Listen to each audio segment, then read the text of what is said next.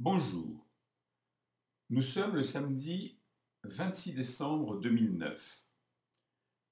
Je vous ai signalé le 19 décembre, c'est-à-dire la semaine dernière, qu'il me semblait qu'il fallait prévoir un début de hausse pour la semaine qui vient de s'écouler, c'est-à-dire celle qui vient de se terminer jeudi, excusez-moi. C'est bien ce qui s'est passé, puisque le CAC 40 est passé de 3794,44 ici à 3912,73, vous voyez ici, c'est-à-dire jeudi. Ça représente tout de même une belle progression de 3,12%, ce qui est quand même assez remarquable.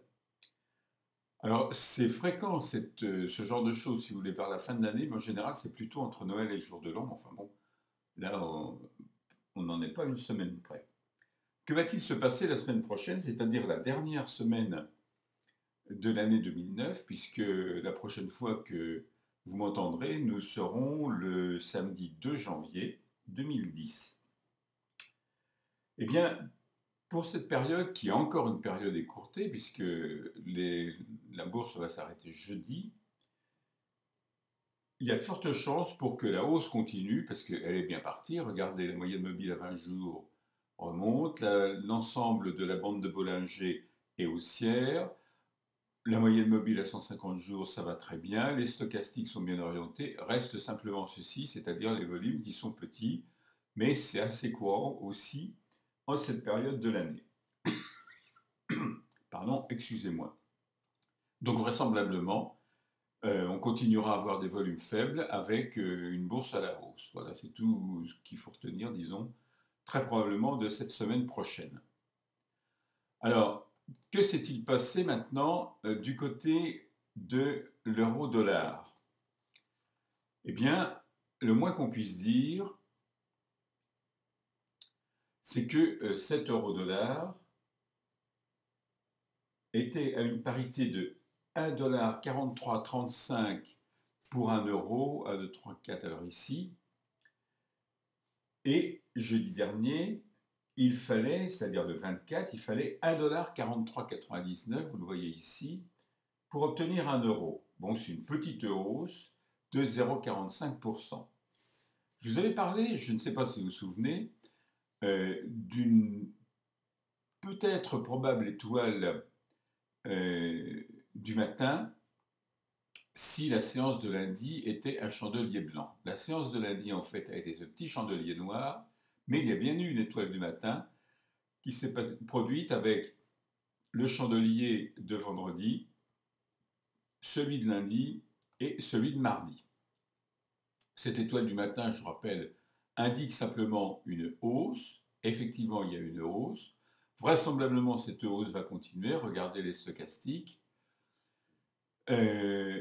C'est-à-dire qu'en fait, les cours vont se diriger tout bêtement, vont venir frapper très probablement la moyenne mobile à 20 jours, qui a l'air de vouloir prendre une inflexion légèrement vers le haut. Légèrement vers le haut, hein, j'ai bien dit, c'est-à-dire que vraisemblablement, ça va continuer quand même à baisser.